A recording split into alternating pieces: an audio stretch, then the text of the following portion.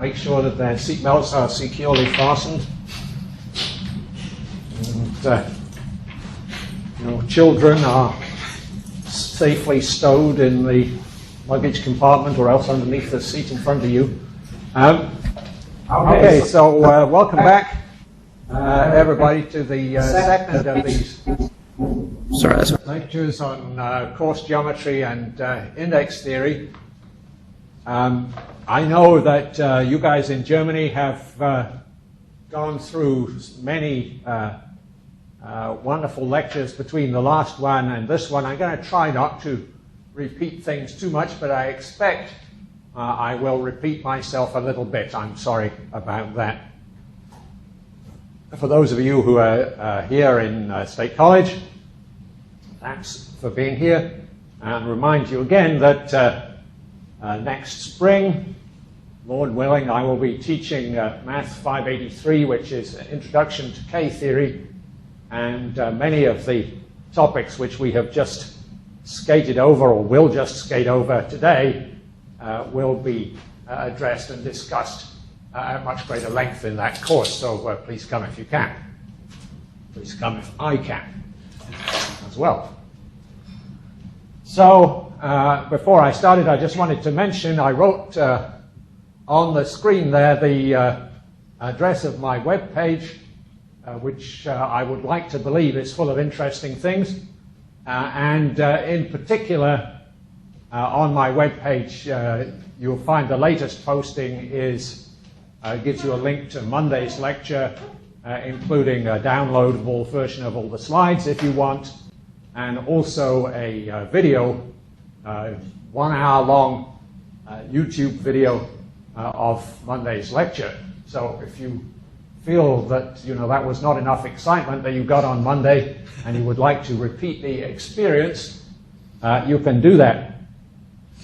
I'm not sure whether I should tell you this, but I sent just casually my mother a link to this YouTube video, and she immediately sat down and watched the whole thing.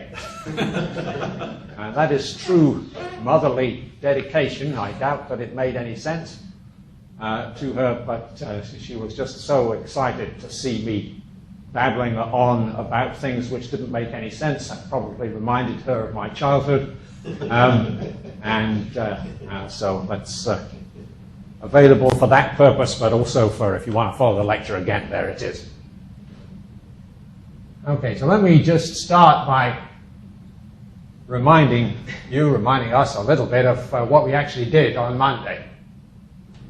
So we talked about what we were going to be interested in, which was elliptic operators at a certain time, first-order elliptic operators, acting on sections of a vector bundle on a manifold. And we assumed that everything was complete, that is, that there aren't any geodesics which go off to infinity in finite time, and that there is some notion of grading, perhaps, associated appropriate to the dimension of M.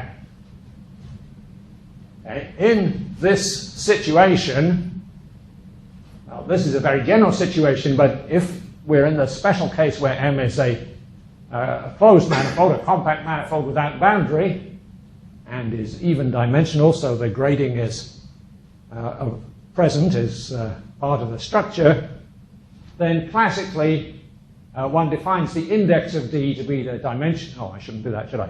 One defines the index of D to be the dimension of the kernel of D when applied to the positive part of the grading, minus the dimension of the kernel of D when applied to the negative part of the grading. So the difference of the dimensions of two finite dimensional vector spaces.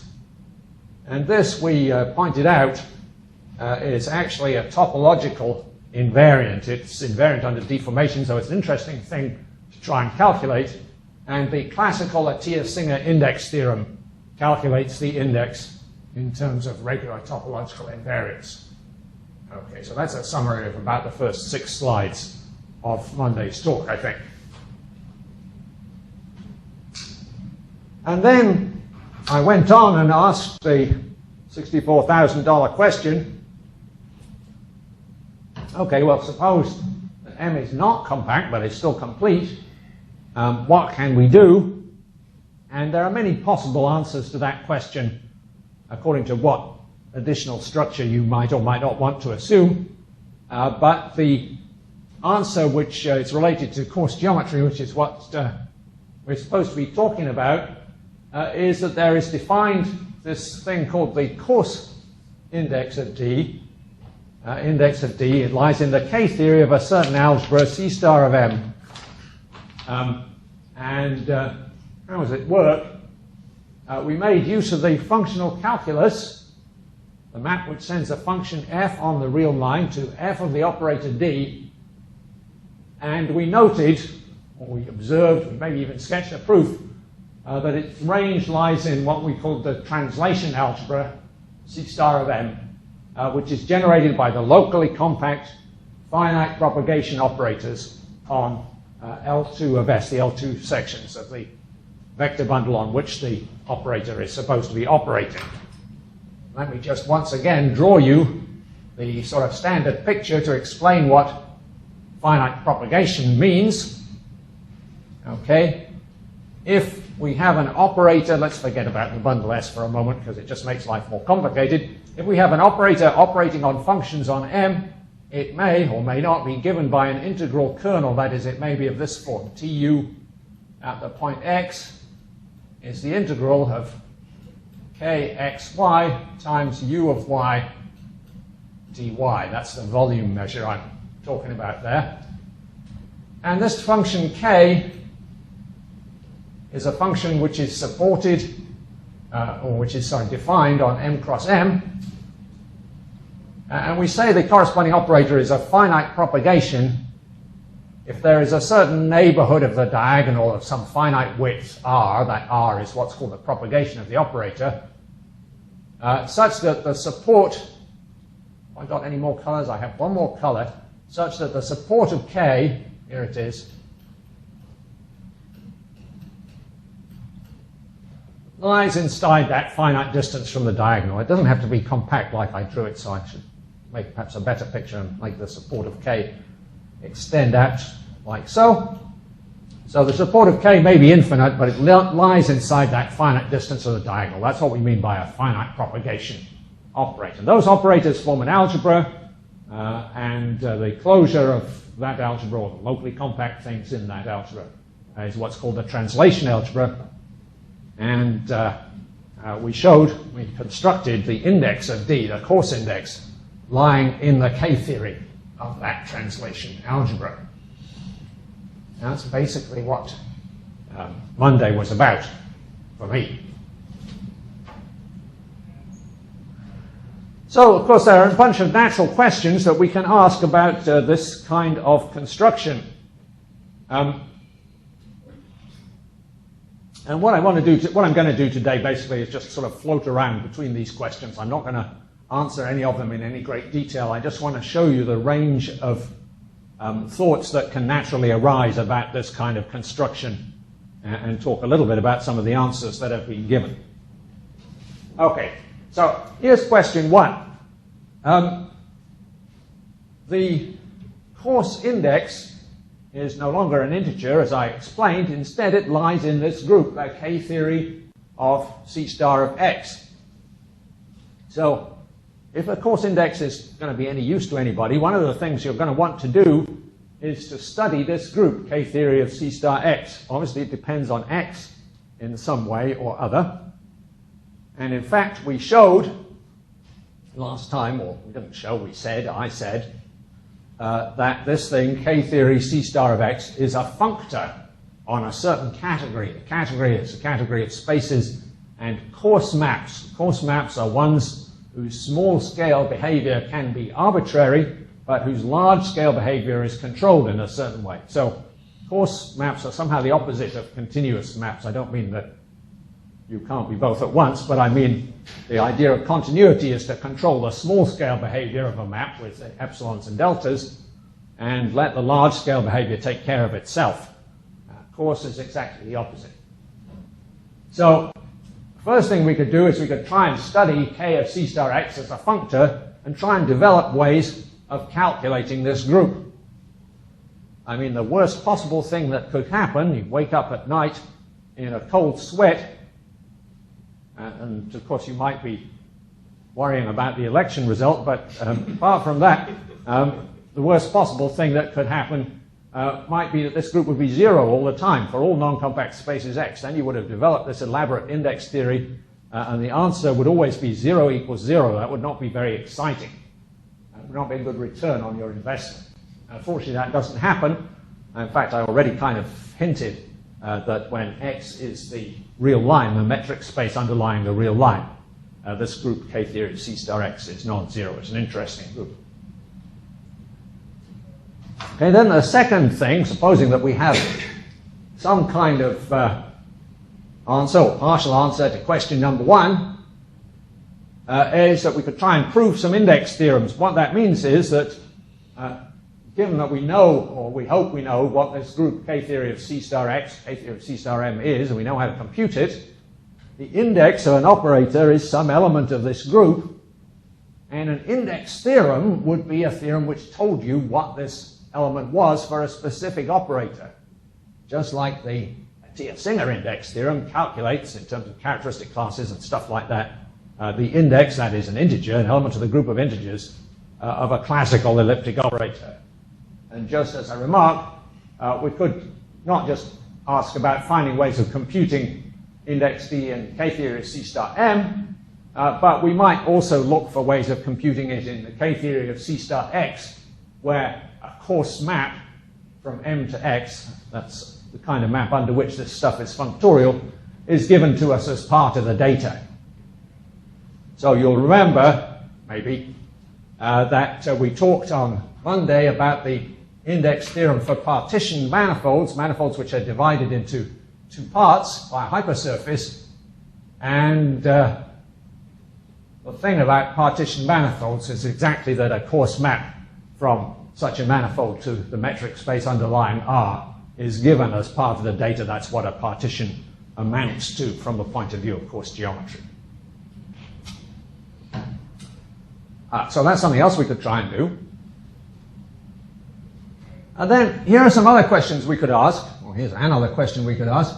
We could investigate what it is that the index of D actually tells us about the operator D. Okay, all right, so we have this process, we put the operator in, we compute, we do some long or short calculation, we get something out, an element of a group, but what does this index actually tell us? Does it give us any information that we can use about the operator D? For instance, in the classical case, the index is the difference of a couple of dimensions related to the kernel of D. So in particular, if the index is big, then the kernel certainly has large dimension. In other words, the equation, we're just talking about solutions to partial differential equations here, the partial differential equation D of S equals 0 has lots and lots of solutions. Is there any counterpart to that for this coarse index? Okay, and then finally we could take all of these 3 questions and any other questions that we happen to think of, and we could try and fit them together as part of some large theory. So this is the kind of systematizing impulse, instead of just having this one invariant that we can compute in certain circumstances, we should have some kind of abstract functorial process which works all the time, and some of the key properties should just fall out like magic out of the functoriality. And I suspect that some of what's been talked about at the conference has been examples of constructions like this, and I'm going to talk about that a little bit as well. But I'm going to start, I think, with question number 3, because it's kind of concrete and down to earth, and we've already seen an example of a coarse index to which it can be applied. So the question is, what is it that the index of D tells us about D? And let me give you the most simple-minded possible answer to that question. Let's get rid of this little bit of ink here. So here's a theorem which in the case of the classical index, is completely obvious, but will turn out to be a true theorem all the time. So let's look at the operator D, and suppose for a moment that it's invertible. That is, remember we're talking about operators on L2, so that just means that 0 does not belong to the spectrum. 0 is in the resolvent set. It's invertible in that L2 sense. Then the index of D is 0. As I said, this is completely obvious in the classical context because an operator which is invertible has no kernel, and if it has no kernel, then the dimension of the kernel is 0, so the index is 0. But this is also true for this more fancy idea of index. And let me just sketch a picture of why that should be the case. I think I should get a little box to write in if I do this. I didn't. So let me just sketch a little picture of why that is the case.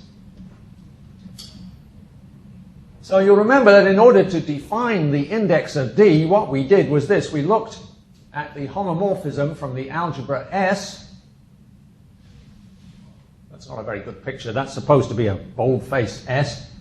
To C star of x, which was defined by taking a function f. S is the functions on the real line which vanish to infinity, and sending it to f of d.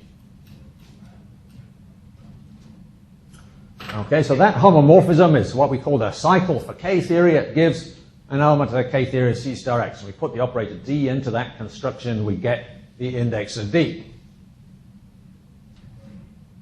One of the cute things about this algebra S, uncute thing is, I hate drawing it, but a cute thing, see if I can do better, not much better, no.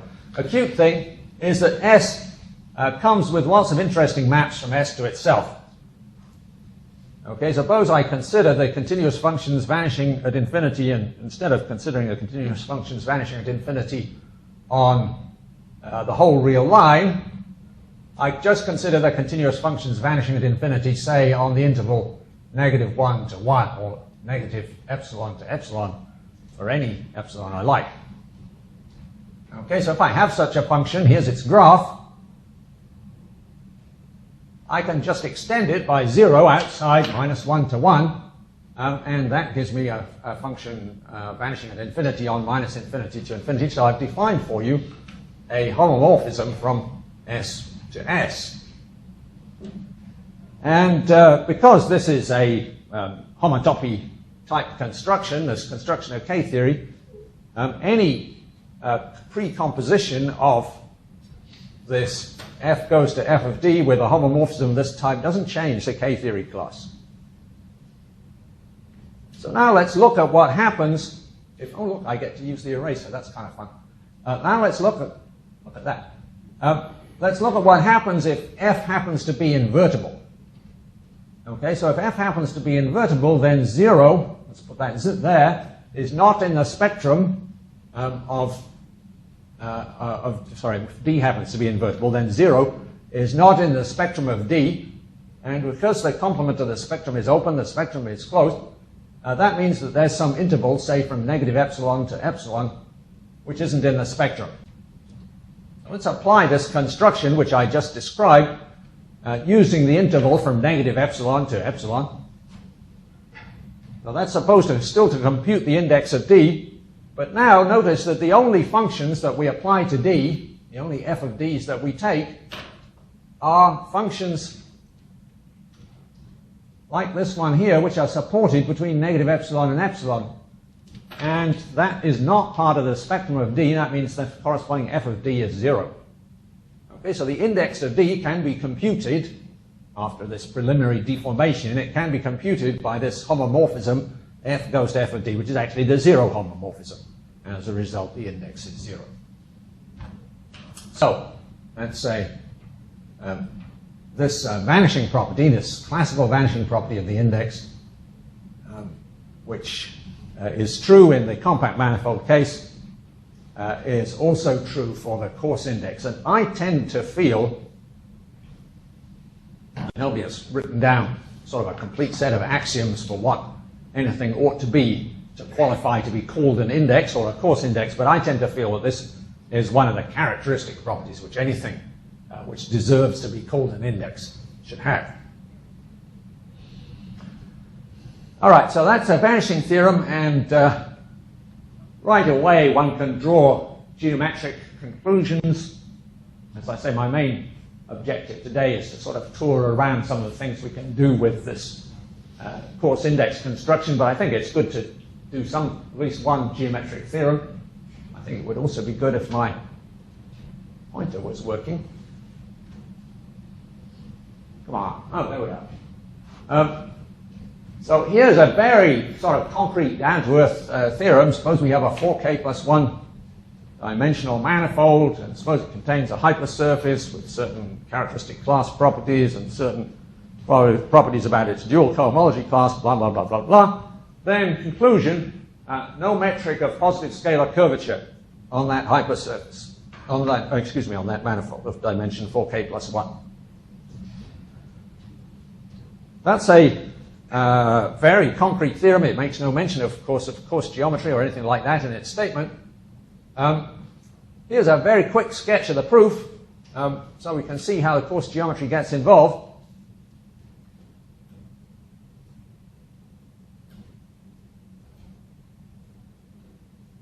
So here's a picture, maybe, of the manifold M.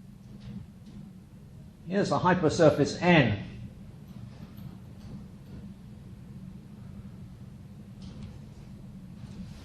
Okay, now the cohomological condition has the effect that M has a cover, a Z cover, in which N is a partitioning hypersurface. So we go from here to, let me draw that says cover. We go to a covering space situation, not necessarily the universal cover, some specific cover. Okay, here's the cover of M associated, I'll call it M bar. Okay, so these little holes are all repeat copies of this hole down here. And inside M bar there's copies of N, like here's one of them. And that copy of N is a partition of M bar. Now we can apply the partitioned manifold index theorem, the one we talked about on Monday, to this M bar, and we find that the partitioned manifold index, whatever it is equal to the index of the Dirac operator on N, which is basically this quantity, A roof of N, which we assume to be non-zero. Okay, on the other hand, it's a familiar fact that the Dirac operator D satisfies this Lichnerovich-Weizenbach identity. D squared is the flat Laplacian plus 1/4 of the scalar curvature. Now, if M has positive scalar curvature, so has M bar. We'll apply this identity on M bar, and what we'll discover is that D squared is a strictly positive operator. In fact, D is invertible.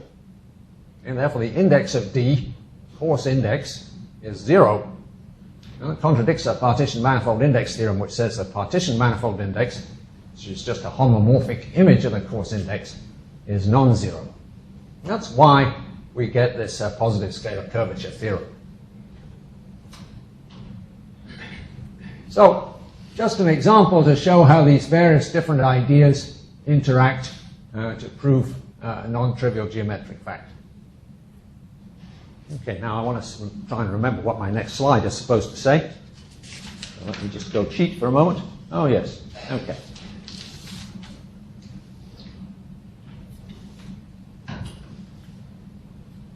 So, I want to talk about, as I said, how we embed this. This, again, is a very specific construction, how we embed these kinds of ideas in some general theory. And the general theory in which they embed, I bet this has been talked about at length as well, is the theory of assembly maps.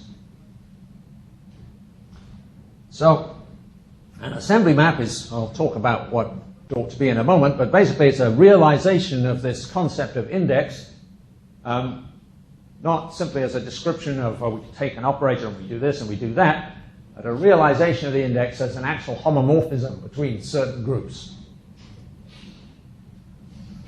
And once one has obtained such a realization,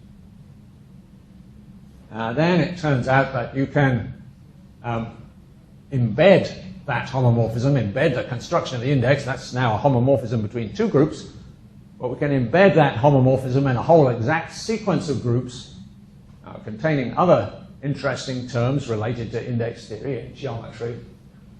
And in particular, the, quote, reason for the vanishing theorem becomes a specific element of one of the other groups in the sequence. So just imagine me drawing things in the air with my hands here for a moment. If we have an exact sequence of groups, here's a group, here's a group, here's a group, to say that some quantity here maps to 0 here is to say that there's something over here which maps to the quantity I first mentioned. That's what exactness is about. If we make a specific realization of that thing that I just mentioned, the thing to the right, then that's a specific reason, as it were, for the vanishing theorem. And those reasons themselves are interesting invariants, things that one can calculate with.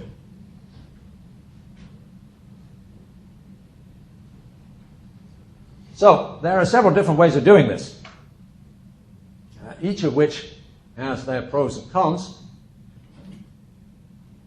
And it's my strong opinion that the most important thing to understand is the general structure of the whole setup, rather than the details of a particular construction. So just to allow me to sort of talk about an analogy for a moment, in the world of algebraic topology, before Eilenberg and Steenrod, which is a long time ago, but you can read papers from that generation and you can see algebraic topology was very difficult to do because basically every time you wrote a paper about algebraic topology, you had to invent algebraic topology. You had to say what homology was, what cohomology was, or what your particular version was, explain at length how the constructions worked. Eilenberg and Steenrod produced a change of heart there by focusing attention, instead of on the details of the construction, focusing attention on the 5 or 6, however many axioms which they gave for homology. And they said anything which satisfies these axioms, we will allow it to count as a homology theory, and the inner details of the constructions we should hide away unless they're absolutely necessary. It seems to me that in our world of this kind of secondary index theory, one of the things that it would be good to look for would be something on the Eilenberg-Steenrod line, some way of setting up the theory which did not involve every time having to reconstruct it, because there's definitely a lot of duplication in the literature. And it seems important to find a notation which reflects this general structure. If you've read many of the papers, including my own, I'm as guilty as anybody else here, you will find that they are just filled with C-star algebras with subscripts and superscripts and things up above and things behind and goodness knows what. And you have to keep them all in mind. I don't think we've yet arrived at a notation which makes it easy for us to do this particular kind of work. So that's another interesting project that I would commend to somebody. Anyway, let me talk about assembly maps in general. So, recall the K-homology functor. So, when I say recall a K-homology functor, you may be recalling the wrong thing. So let me just talk about that. I don't want you to recall it as somebody who has read Kasparov, or, heaven help us, somebody who has read analytic K-homology. what I want you to do is to recall it in the sense that you were an algebraic topologist. And an algebraic topologist knows that associated to any spectrum there are homology and cohomology theories. Here I'm talking about homology theory. And we can talk about homology theory with coefficients in a spectrum. So here I've written K for the K-theory spectrum, just not to worry too much about whether I'm talking about real or complex K-theory. And homology of X with coefficients in K means the K-homology of X. So again, if you're in the spirit of Eilenberg and Steenrod, that brings to your mind a series of axioms about homology theories, about excision and homotopy invariance and so on. It does not bring to your mind necessarily stuff about things which commute modulo the compact operators and all those ideas. So, I want you to recall K-homology, but there is one specific thing I would like you to recall, which is when we're dealing with locally compact but not compact spaces, which is what we're doing all the time here, I want you to think about what's called the locally finite variation of K-homology. I'm just going to explain that by drawing a picture, and here we're not going to think about K-homology, that's too complicated. Let's think about ordinary homology. So suppose we have the real line R. Okay, I'm going to make this into a simplicial complex.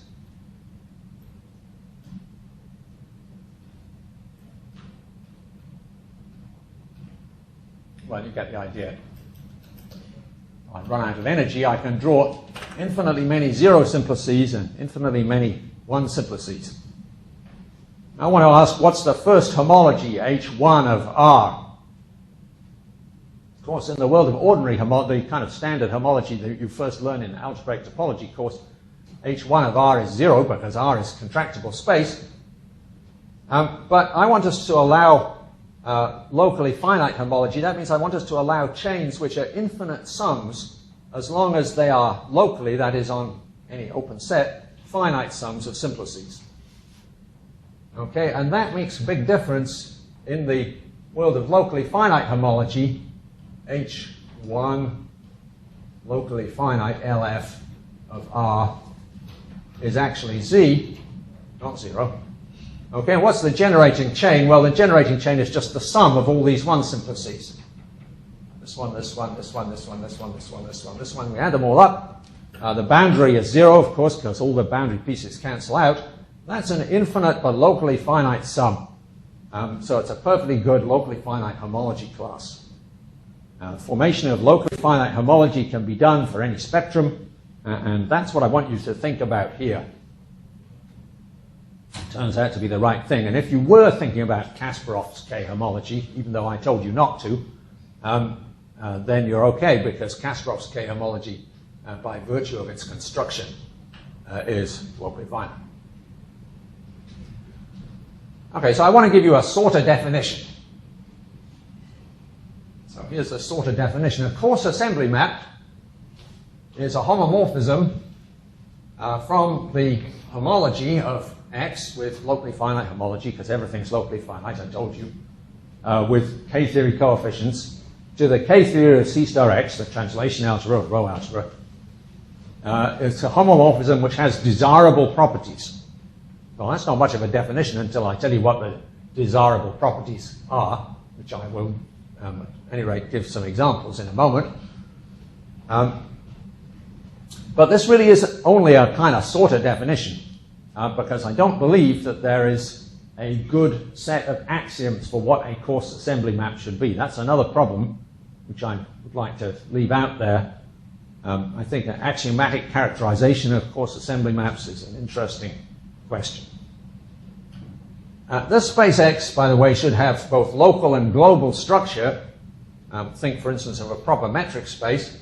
Okay, why? Because the homology side, the left side of the assembly map, relates to the local structure of X, the topology. The right-hand side, the K-theory of the row algebra, relates to the large-scale structure. Assembly map, then, is about connecting small-scale and large-scale structures, so the space X should have properties of both kinds. A metric space is a good example to think of because the metric both gives you small-scale geometry, that is topology, and large-scale structure, that is this notion of propagation. There are more abstract frameworks in which we could discuss this, but there's no need to do so here.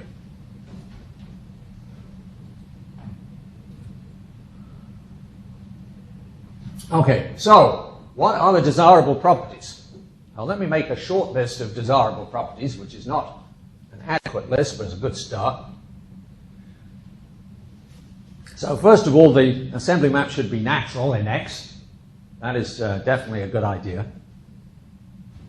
Secondly, it should be an isomorphism for very simple spaces. Well, what kind of maps? You say natural. So what kind of maps? So they should be maps which both fit the coarse category and the metric space category. So they should be coarse, continuous. Actually, that's enough. Coarse, continuous maps. It should be both coarse and continuous. Yeah.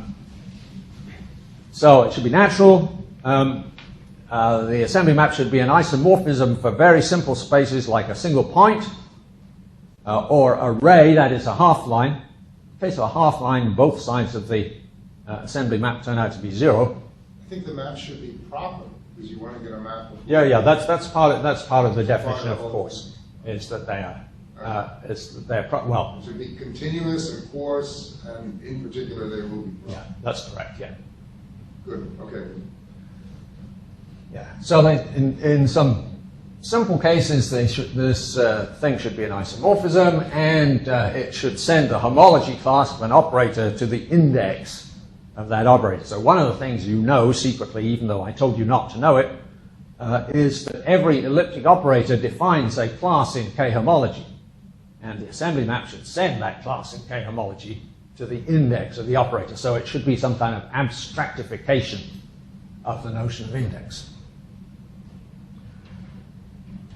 So that's a short list of desirable properties. As I say, it's not a complete, I don't believe it's a complete list.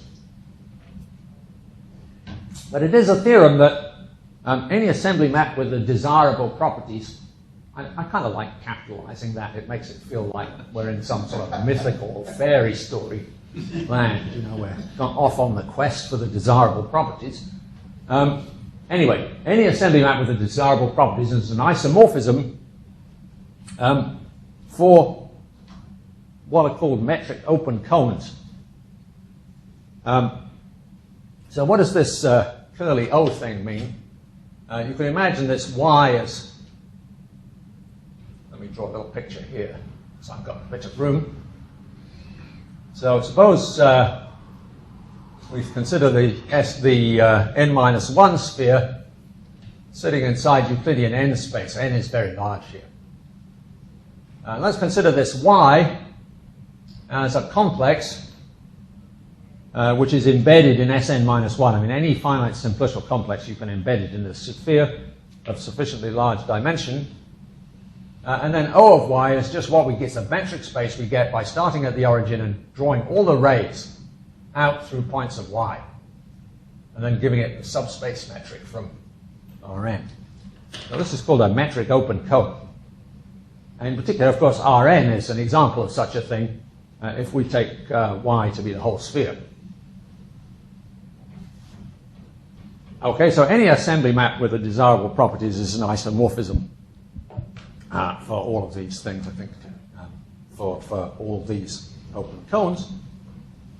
So that's a certain kind of characterization of the assembly map, at least in some sort of coney simplicial world. But the desirable properties almost certainly do not characterize the assembly map on a larger category. And many things like Novikov conjecture are related to the question of can we uniquely characterize the assembly map on some much larger category of spaces. Okay, so that's what it is. And remember, this is, so far I'm just talking abstractions. I've not built you an assembly map. I will now, I think.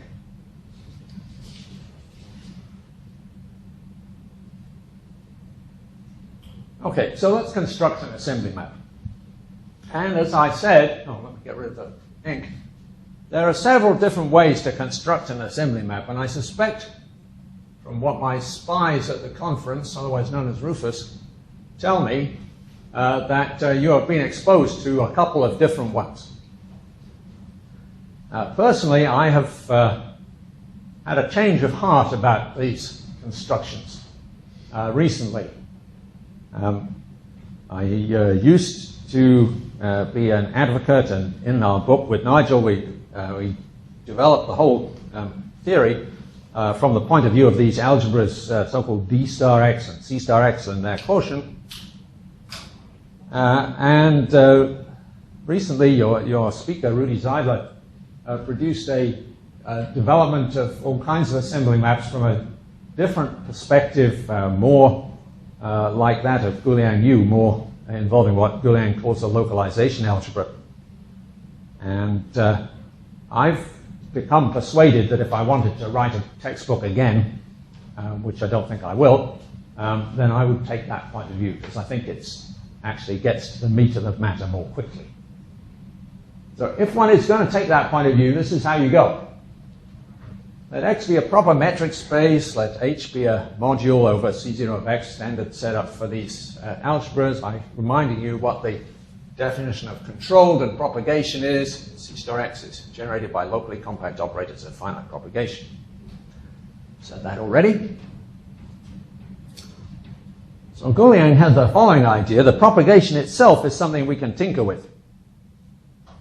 So we can define the localization algebra. I'm just going to call it C star with a subscript L.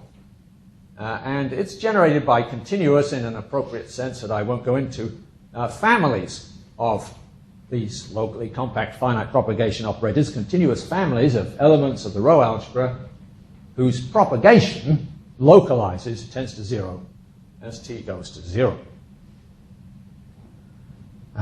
So we have, instead of just having a single operator, we have a whole family of operators, and they become more and more localized as t approaches this limiting value. I mean, some people say infinity instead of 0. Of course, that's an insignificant difference, except that you have to make sure you know which notation the writer is using before you start reading. So this is a localization algebra, and if you have a Dirac or a similar type of operator on a complete manifold, so remember we defined its index by looking at the family, functional calculus family, f goes to f of d. So we're just going to do the absolutely dumb, simplest thing here that we can possibly do, which is to put a t in there. See that t? Now I've written over it so you can't see it, so I'll get rid of the ink again. But all we did was we put a t in front of the operator d.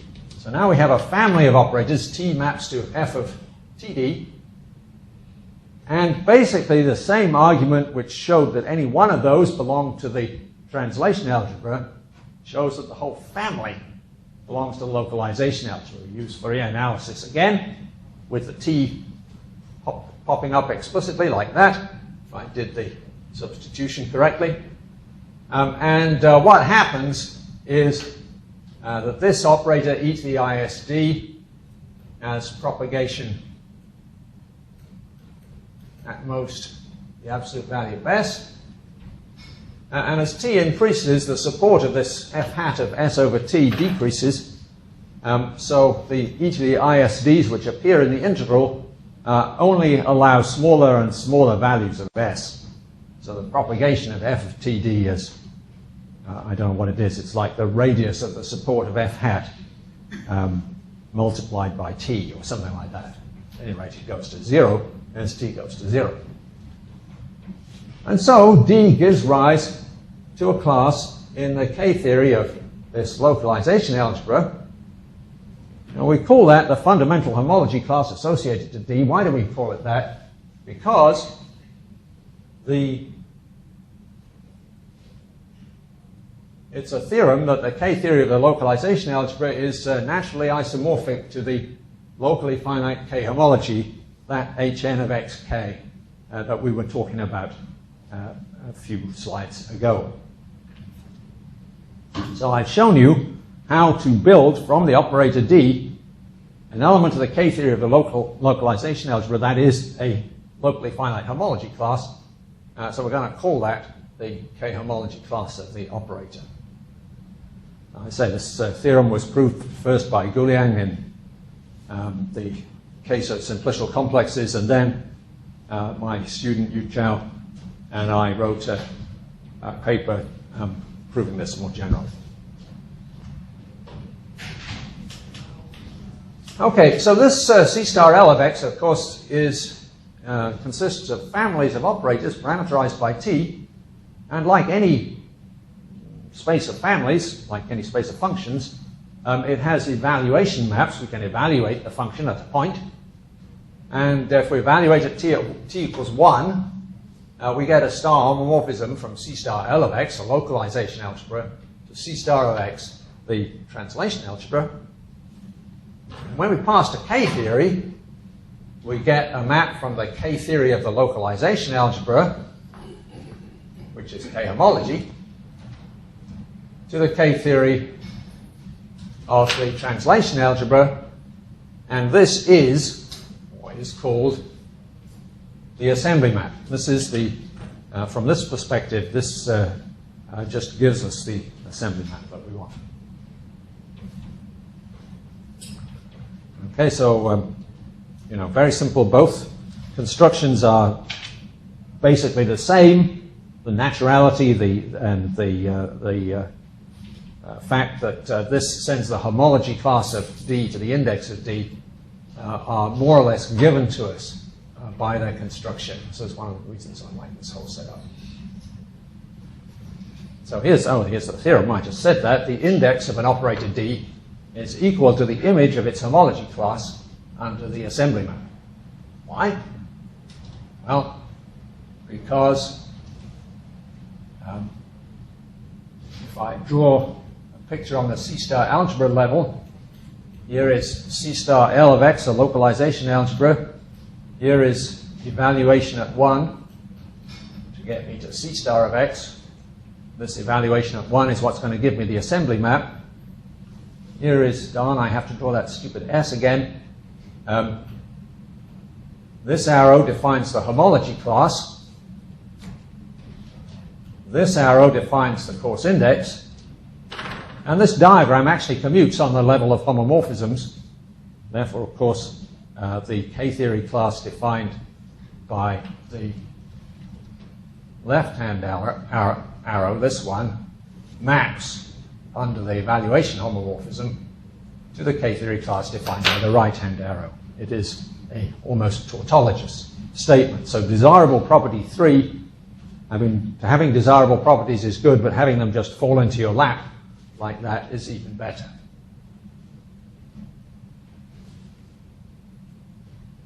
Now this coarse assembly map fits into a long exact sequence where the third terms are called analytic structure groups. I'm sure those have been discussed in the conference.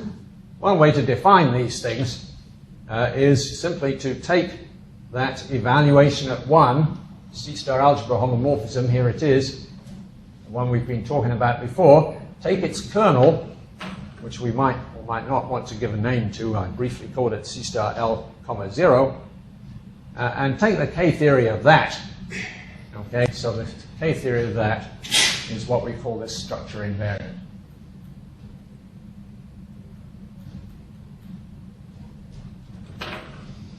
And for similar tautologous reasons, the ones I already went through, if we have a situation where the operator D is invertible so that its index is 0, like the positive scalar curvature situation that we were in before, then that very invertibility of D can be used in a tautological way to build an invariant which we call rho of D, sits in this structure group here, which maps to the homology class of D, and whose existence is responsible for the fact that D maps to 0 under the assembly map. And And then we can start asking questions about this secondary invariant rho of D. How can we calculate it? What does it tell us? What happens when we put manifolds together? What happens to these rho? Suppose we take a product, for instance, of two manifolds. What happens to these rho invariants? Suppose we look at situations where a fundamental group is acting, a whole bunch of questions. So I have like 4 or 5 more slides with some of those questions on, but I do not have any more time. So I guess I will stop right here. I think this is quite a good place to stop. I have sketched for you this abstract frame into which the assembly map and the index that we talked about on Monday can fit. And I've tried to suggest, without being too detailed, that constructing that abstract frame produces a whole lot of brand new questions which are worth asking and answering about these invariants. So let me skip over, let me get rid of all this again. This is a very pretty diagram from my last student's thesis, but I want to get just to the farewell.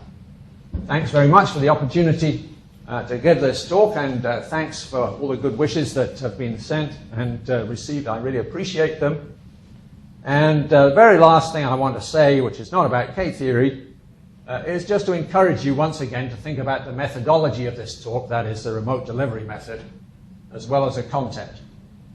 I think that the math world is still waiting for a really effective way of doing what we're trying to do today, in the same way that the math world never knew it was waiting, but it was waiting for tech in the early 80s. When tech arrived, somehow we all knew that that's what we needed. I feel that there is some tool that we'll know when we see it. We'll know that's what we needed and will help us do this kind of collaboration much, much more effectively. So maybe you, somebody here, will be the person to invent it. Meanwhile, I need once again to thank Micah and Philippe, who made the tools that we have right now work in such an effective way.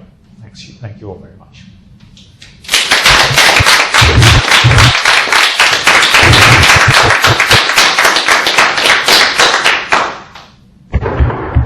So, as usual, I will try and take some questions if there are some. You said the propagation operators you were talking about for Maxwell are compact. But I thought these are hyperbolic. So, like in the wave equation. Yeah. So let me say that question again, because not everybody may have heard that over the other end. The question is, what's the relationship between the fact that the operators in the translation algebra are locally compact and the fact that they're built out of these hyperbolic operators, e to the ISD, which are solutions to the wave equation, which are very definitely not compact? Well, the answer is that these individual e to the ISDs are not compact, but what we have is an integral of them, which is compact. So this is a question a bit like asking the following. You might say, suppose we look at the Fourier analysis of a smooth, rapidly decaying function. Okay, so that expresses that smooth, rapidly decaying function as a superposition of trigonometric functions, none of which are rapidly decaying or even decaying at all. So how come their superposition is rapidly decaying? Well, the answer is that's just the way it works out. Even though the individual components are not rapidly decaying, or in the case here, are not compact operators, that doesn't prevent their superposition from being one. Think of the superposition. Any other questions? I have a question about your search for an abstract assembly map. In the group theory context, I think we're in quite good shape. If you wanted to find the assembly map, which is the one originally considered in the Baum-Kahn conjecture, then there are many approaches. For example, the approach of Wolfgang Luck and his team And what they use is the fact that on the left-hand side, on the geometric side, you have some GCW complex, which is built out of extremely easy pieces, basically just coset spaces, G mod K. And I wonder if it's a little bit wrong to talk about the assembly map in coarse geometry for an arbitrary space. I wonder if there's a reasonable notion of a coarse space which is built up out of elementary pieces, going a little beyond cones, but not going to arbitrary spaces. So yes. I wonder if you have any ideas about that. Yeah, I would. I would completely agree with everything you say. Maybe I will repeat it again for the people at the other end. So Nigel said, in the world of assembly maps for groups, which is actually the original context in which the assembly construction was considered, there is a axiomatics, in fact more than one, one due to Davis and Luca, for instance, I think, which works not for all spaces, but for spaces which are in some sense built up out of nice pieces, like GCW complexes.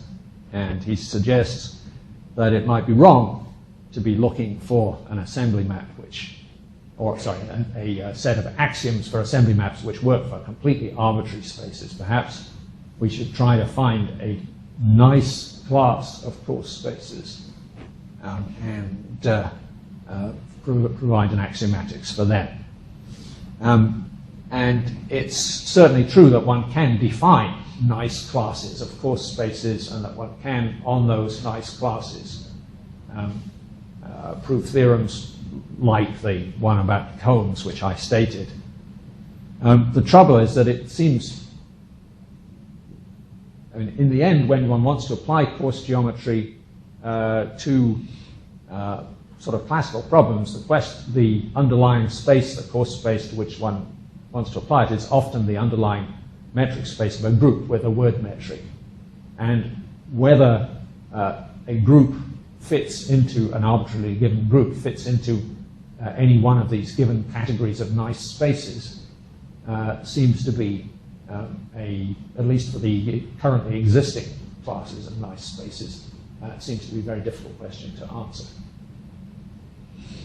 In Jody Trout's thesis, right? In a thesis written right here at Penn State, Jody Trout, he actually uses axiomatics to prove in the group, more in the group setting, that different definitions give the same map. So it's actually found, the axiomatics has actually found an application, as I recall. Yeah, at least in the group, anyway, in the group setting. Yeah, I think that reiterating the point that was made. Yes, in the case of assembly for groups, somehow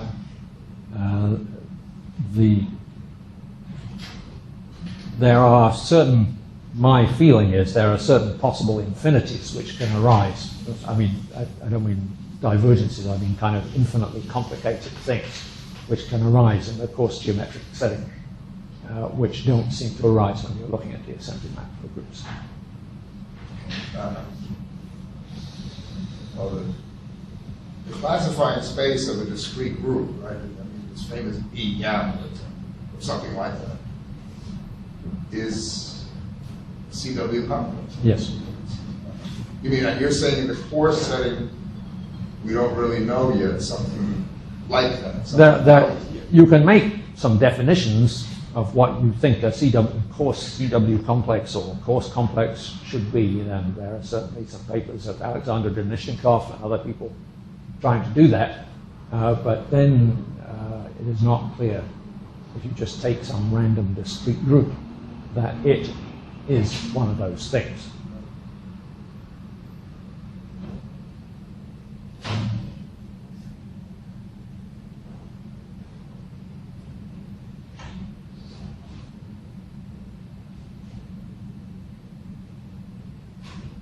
Any questions? I see. I think we have a question. Sorry. Okay. This is just a vague question, but for non-commutative spaces. Oh, okay. So a general question, have you thought about coarse geometry for non-commutative spaces in some sense? Could you repeat that? It suddenly went very quiet. Sorry. Is it on? Yeah. Have you thought about coarse geometry for non-commutative spaces in some sense? Yes, I have frequently thought about coarse geometry for non-commutative spaces in some sense or other, and I have various notebooks filled with half-baked ideas. In fact, I remember Nigel and I started developing some of these half-baked ideas when I was at Oxford, so they definitely should be baked by now. But I don't know. It's a very natural idea, for instance, to consider. Suppose you consider a group C star algebra, which is a classic example of a non-commutative space. So at least if you're looking at, say, the representation theory of Lie groups or something like that, there are various standard pictures that you draw of what the representations look like, which have these kind of lines and regions and then various dots going off to infinity.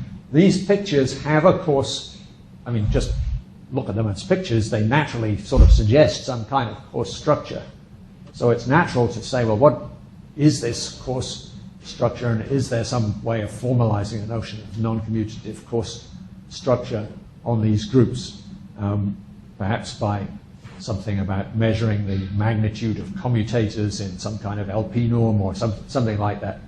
I've certainly thought about that, but I will rapidly run out of intelligent things to say. In fact, that may already have happened. So I shall stop. Thank you.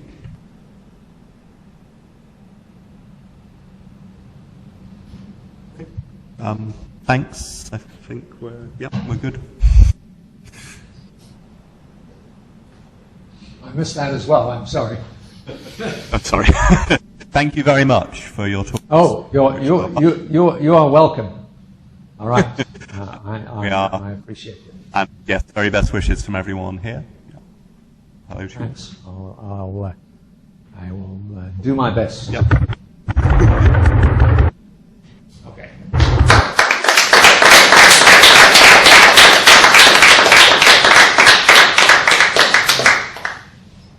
Enjoy the rest of your conference.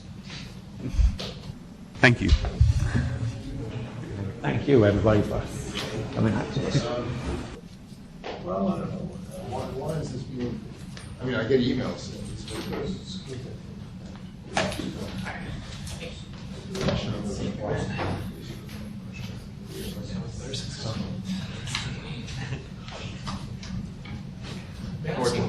Yeah, to the question you asked. So, suppose we want to find some kind of... I couldn't figure out how would you like to reconcile the... if you video was supposed to be streamable from the Polycom page, or even if it was. So I just downloaded it, put it on YouTube. I was afraid No, that was that. breaking numerous rules by doing that, but it seemed straightforward. Yeah, that's pretty slick. There's a possibility that it get gobbled up by it. I'd say it's an arbitrary coarse space. Yeah, there was something which you could click, which looked as though it should make it stream, and when I did, it just said, I don't know what it would say. You have to download it. This is what happened. Don't even. It doesn't really And it works the other way around. I don't think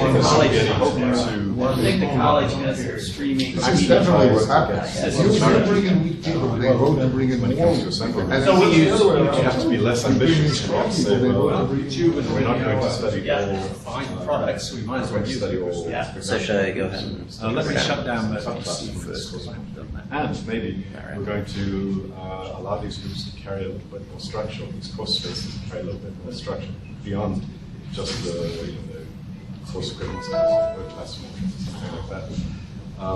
I think you have to make comments, but at this stage, it's maybe time to do that.